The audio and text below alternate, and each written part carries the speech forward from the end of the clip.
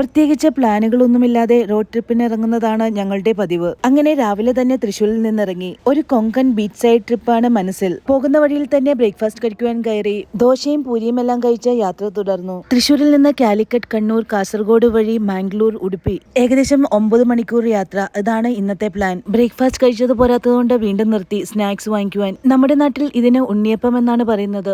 കാലിക്കറ്റ് സൈഡിൽ മാലൂരപ്പം എന്നാണെന്ന് തോന്നുന്നു. കവറിൽ അങ്ങനെയാണ് എഴുതിയിരിക്കുന്നത്. പോകുന്ന വഴിയിൽ വീടുകളാണ് ഇതെല്ലാം. നമ്മൾ മലയാളികൾക്ക് വീട് വെക്കുന്ന കാര്യത്തിൽ കോംപ്രമൈസ് ഇല്ലല്ലോ അല്ലേ.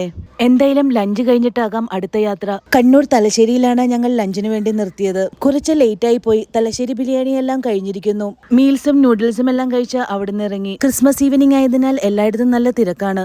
ഗൂഗിൾ അമ്മച്ചി ഞങ്ങൾക്ക് പണി തന്നിരിക്കുന്നു. ഏതോ ഊടുവഴിയിലൂടെയെല്ലാം കയറ്റി ഒരു റിവറിന്റെ സൈഡിൽ കൊണ്ട് എത്തിച്ചിട്ടുണ്ട്. എന്തായാലും കുഴപ്പമില്ല. കണ്ണൂരിന്റെ ഗ്രാമത്തിൽ കൂടെയും അങ്ങനെ കുറച്ചു നേരം യാത്ര ചെയ്തു.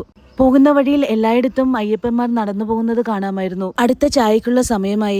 നോർത്ത് കേരളയിലെ സ്നാക്സുകൾ വളരെ ഫേമസ് ആണല്ലോ. അങ്ങനെ ചായയൊക്കെ കുടിച്ച് റീഫ്രഷ് ആയി അവിടുന്ന് തിരിച്ചു. ഇവിടുന്ന് 42 കിലോമീറ്റർ ഉണ്ട് കാസർഗോഡിലേക്ക്. ബേക്കൽ ഫോർട്ട് കാണണമെന്നുണ്ട്. പക്ഷെ 6 മണി വരെയാണ് സമയം. അതിനു മുൻപ് എത്താൻ ചാൻസ് ഇല്ല. പറഞ്ഞതുപോലെ 6 മണിയായപ്പോൾ തന്നെ ബേക്കലിലെത്തി. ഫോർട്ടിലേക്ക് എൻട്രി ഇല്ല. ബേക്കൽ ബീച്ചിലാണ് ഞങ്ങളിപ്പോൾ ഉള്ളത്.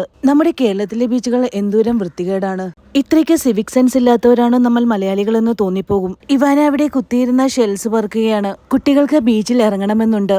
എന്തായാലും ഇന്ന് വേണ്ട, നാളെ ഇറക്കാം എന്ന് പറഞ്ഞ് ഞങ്ങൾ അവിടുന്ന് പുറപ്പെട്ടു. പോകുന്ന വഴിയിൽ മാംഗ്ലൂരിൽ ഒരു ഹോട്ടലും ബുക്ക് ചെയ്തു. ഉടുപ്പിയിൽ നിൽക്കുവാനായിരുന്നു പ്ലാൻ. എന്നാൽ അവിടെ എത്തുമ്പോൾ 8 മണി കഴിയും. ഹോട്ടലുകളെല്ലാം ഓൾമോസ്റ്റ് ഫുള്ളാണ്. ക്രിസ്മസ് ഈവനിങ് ആയതിനാൽ ഡബിൾ പ്രൈസും.